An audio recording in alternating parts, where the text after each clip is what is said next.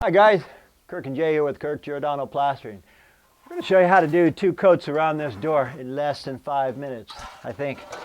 Anyway, let's see if we got enough mud here. We are using regular Portland cement and it has accelerators in it.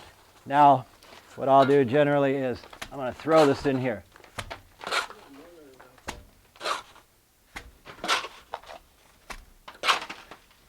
This is my bad side, guys, where my left side, I can do that.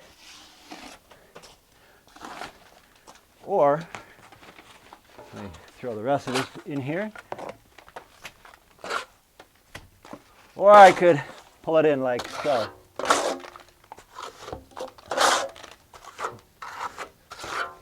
And this stucco stop is going to be painted. I can see all right now we don't have enough mud. Well, so much for that idea, guys. Anyway, I will continue to show you how we one coat this guy out. Fill it up, fill it up, fill it up. And while I'm on my knees, I'll switch around and get to this side. Same deal. Ooh, mud's getting stiff. Mud's getting stiff. It's got aluminite in it. All I'm going to be able to do is just spread this little piece right here. Well, what I'll do is I'll spread under the door because we've got to remix. This mud already is stiff. Now, you folks, if you don't already know, putting mud under a threshold is not a good idea, but I've done it about 100 times. Why? Because usually on a threshold you step on it and stucco will crack. It's not considered code violation, but I always tell people, I say, if you want, I'll go ahead and put the mud there, but wood is better, and they always tell me put the mud. So I'm using the mud up right here. We're out of mud, so we're going to stop and remix more and get started in a minute. All right, guys. Hot mud. So what I'm going to do with this hot mud is, that's how hot it is. We just put it on. That's called putting a little too much aluminite in it. A little too much. It'd be perfect for up here though, where I got a big hole.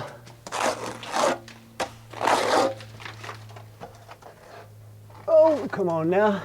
Perfect for this because that's one of those odd details. Anyway, we're already, again, all I had my brother do is mix up some more. We're going to mix up the rest and finish this off, and I'll show you how we float this out. All right, guys, back to what I was doing here. You know, sometimes it doesn't work out how you thought, so I scratched that idea of what I initially said, under 5 minutes, because as fast as we're mixing this, it's setting up, and guess what, guys? It happens to the best of us. So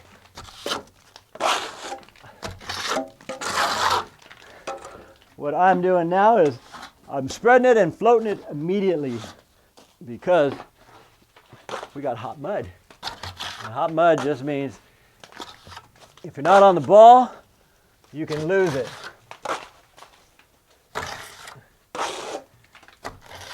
Okay, another hawk full. Then I'm going to get ready to float this right now. All right, I think this will do it.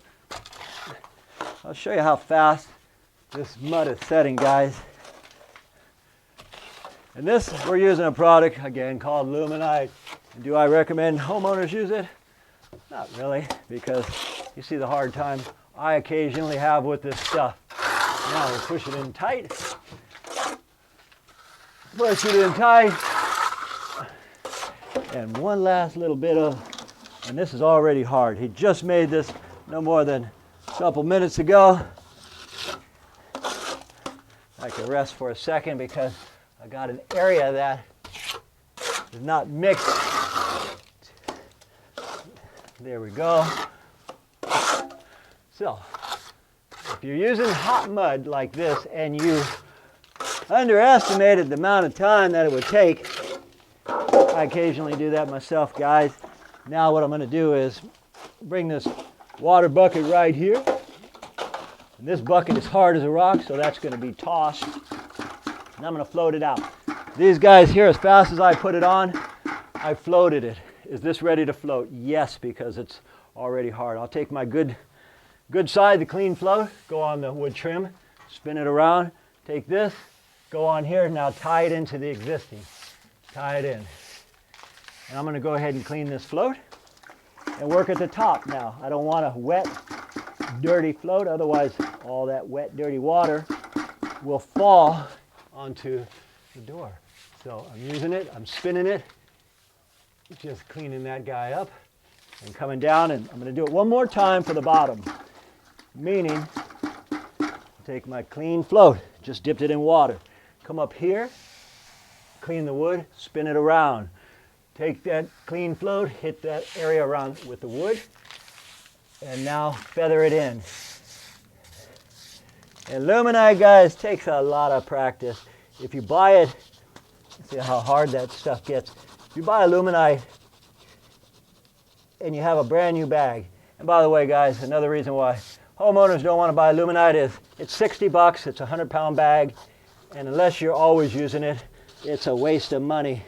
Me, I use it all the time, so I could afford to spend the 60 bucks because it saves me a lot of time. And no, it doesn't mess with the integrity of the cement. It doesn't weaken it at all. So I like to buy Luminite. So the last thing I'll do is clean this bit here, and I'm going to float this in now, right here on the bottom. Earlier I said you're not supposed to put stucco under a threshold. Most people don't know that or care. And on my own house, I put stucco under the threshold because it's not a big deal, guys. It's a piece of wood. Who's going to put wood on concrete? It won't sit. So I've been asked this 100 times by contractors. They say, Kirk, just put some stucco under that threshold. We don't care if it ain't right, but the wood won't stick and won't work well. It won't look good. So that's what we do, guys. Boom, that's done. Last thing I do is clean my own mess right here. And there you have it. Now what I'll do is look, if you got any holidays, just clean it up with the float and just come up there. And this place here, we just clean that up too. Anyway, guys, that's Luminite and how to use it. And if you don't know what you're doing, you can get beat up. It's not for homeowners unless you're doing it all the time. My name is Kirk, Jason on the camera. As usual, we thank you for watching. We'll see you guys on the next one.